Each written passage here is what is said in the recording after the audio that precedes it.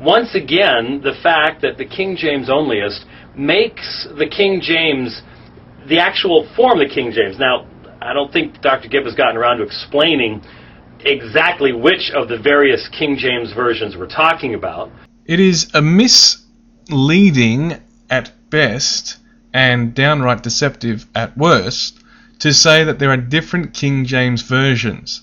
The fact is, yes, while there have been various different editions and editions over time and various different editions today, we are not looking at a different underlying text, that is to say a different Bible version with different readings in it today, nor are we looking at a different translation today that is called King James Bible than what was printed in 1611.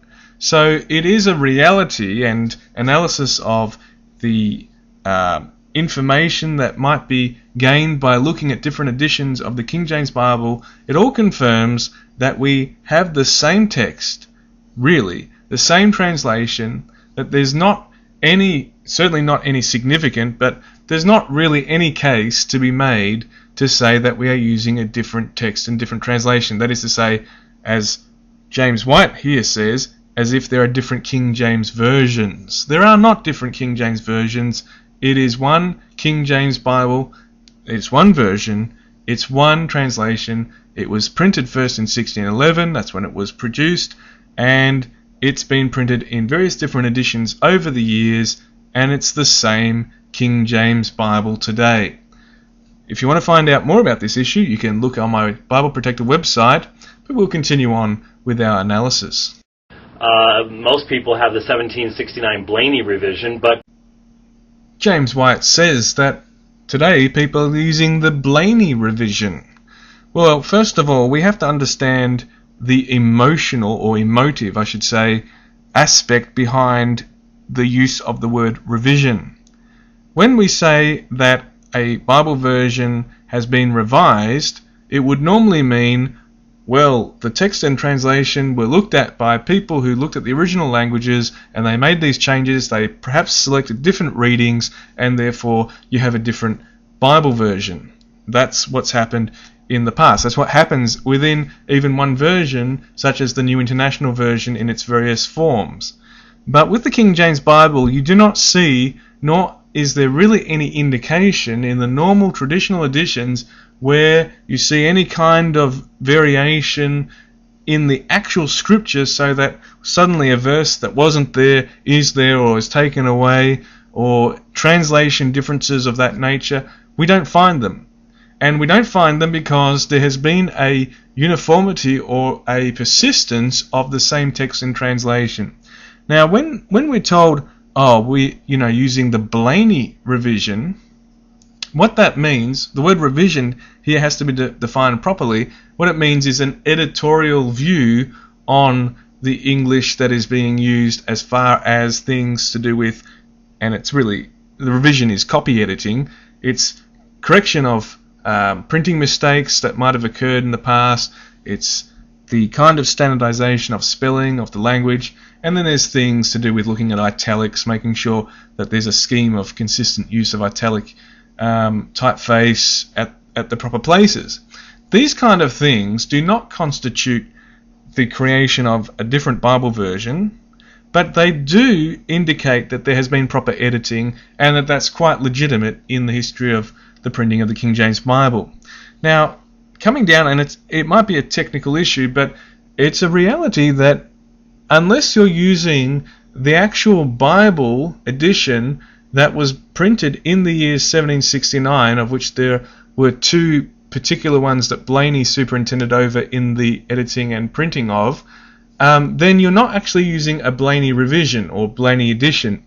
Now, it might be that, and people will say, well, the editing that he did in 1769 that was then imitated or copied in subsequent editions could legitimately be called as 1769 because broadly it is agreeing to it. Well, in the most broad case that would be correct, but on a particular and careful analysis it is not correct at all. There are numerous small differences between editions. Even what was printed in, let's say, in 1770, I should say, or down the track in years subsequent to that, in the early 1800s, coming into the 1830s, there's all kinds of small variations and differences that may be found, and certainly between different editions being printed by the different publishing houses, particularly Cambridge and Oxford, but also Eyre and Strahan, which were the royal printers at the time, and that became Eyre and Spottiswoode, and other such printers as well into the 1800s and into the mid-1800s in England, and also, of course, you have Scottish printers, and then you can look at other printers as well in America. So, and that gives rise, and we know it's a documented historical fact, already by the 1850s, already at that time, and we have documented evidence that there were different editions that were contemporary to that time, that were currently being printed, that had differences between them. So it's not really correct to say, oh, we're using a Blayney today, because we're not using a Blayney today. And more than that, the editions that we are using, really it comes down to, like people say, well, there's a Cambridge edition, there's an Oxford edition.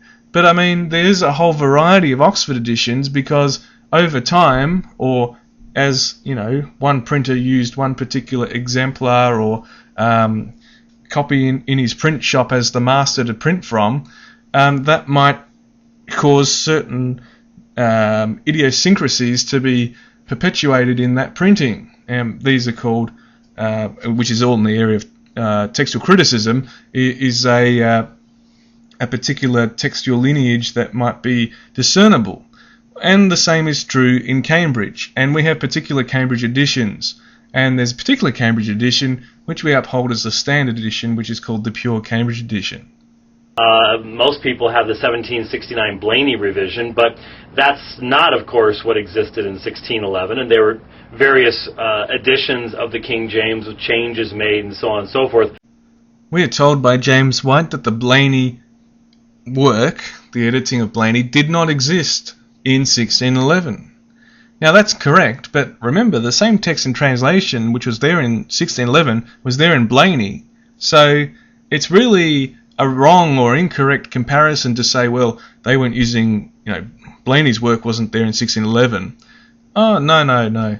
The same text and translation of the King James Bible, which was there in 1611, was there with Blayney. And so, yes, of course, Blayney did editing, he did fix up typographical errors, and more especially, in the main issue that he dealt with, because, I mean, any printer at any time was particularly able to, of course, correct typographical errors because they were being made all the time as well. But the particular thing that Blayney did is he really advanced the level of the grammatical forms and spelling forms to a much more consistent use or consistent scheme of usage in the King James Bible. He also worked on things like chapter headings and on the italics and things like that as well.